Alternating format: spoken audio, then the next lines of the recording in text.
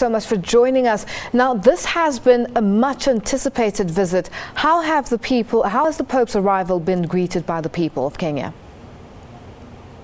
Good evening, Lulu. Now, the Pope's visit has been greeted by excitement, anticipation, and also a lot of expectations. You can see from that speech by Uhuru Kenyatta, a lot of Kenyans actually seeking divine intervention on various issues that face not just the country but themselves. President Kenyatta actually going on to talk about the challenges that he faces as a leader of the East African nation, seeking divine intervention for his country and for himself. A lot of people we've spoken to were excited at State House. Every time the Pope spoke, people clapped, stood up. He even received a near standing ovation when he cleared his first speech in the country. Now, Sarah, Pope Francis spoke about reconciliation, inclusivity, peace. This is clearly what he's come through to Kenya to speak and to just give to the people. Now, what are the people's expectations? Is he delivering on what they were expecting of Pope Francis when they first heard that he was coming through to Kenya? If today's speech is anything to go by, then it is clear that he will fit the bill and the expectations of Kenyans, because a lot of them want him to pray for peace in Kenya. A lot of them want him to talk about corruption, because there's been high-level corruption. Especially this year, Kenyans have been complaining so much about the amount of corruption and the amount of wastage and amount of money that is being lost to corruption, most of it by high-ranking officials.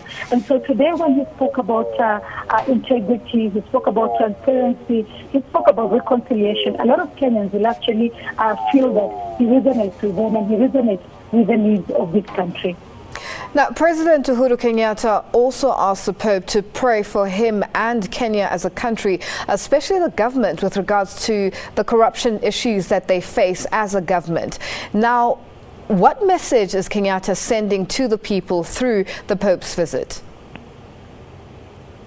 Well, a lot of people would see that as an admission by Kenyatta that indeed he faces an uphill task and that he knows that he cannot win this fight on his own. In fact, in the speech that he delivered, he spoke about having heard the calls by the media, having heard the calls by civil society and ordinary Kenyans who have demanded that he must deal with corruption. He has, however, repeatedly spoken about cartels. He has spoken about slow pace of reforms in the country. Sometimes he says taken over by the old order before he took over power. And so today is an admission that indeed he has an uphill task.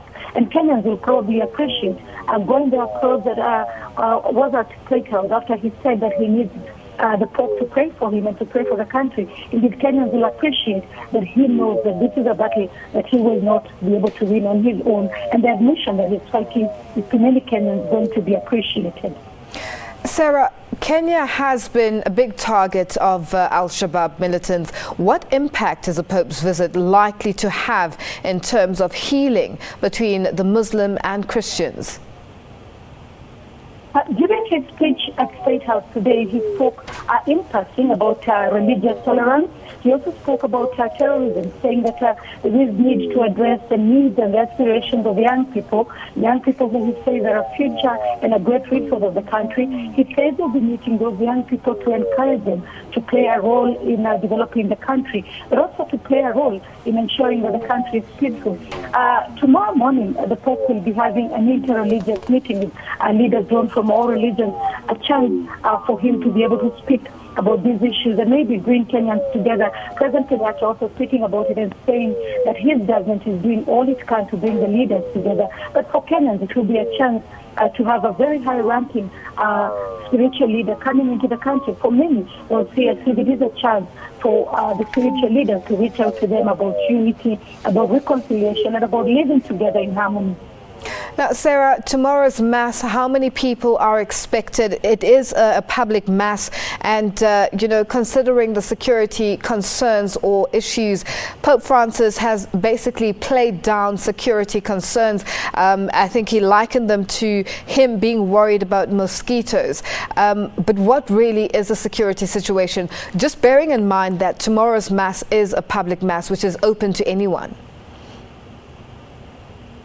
The Kenyan police say that they have put in place security measures. They say they have heightened security, going ahead to say that they have about 10,000 police officers deployed in and around the city. Now, at least 10% of the Kenyan Catholic population is expected in Nairobi for that open-air mass. That is about 1.4 million people. Then, of course, there also are people from other religious organizations, from other denominations, who will actually be curious to see the Pope. Others will want to hear his message. So quite a number of people expected, more than 1 million, actually. And a lot of open-air spaces, a lot of grounds have been set for that. The security will, of course, be a challenge to be able to maintain those crowds and to ensure that they move in and out of the city without a problem. The Kenyan government insisting that everything will go on without any hitches, and even encouraging Kenyans to come out in their numbers to attend that service.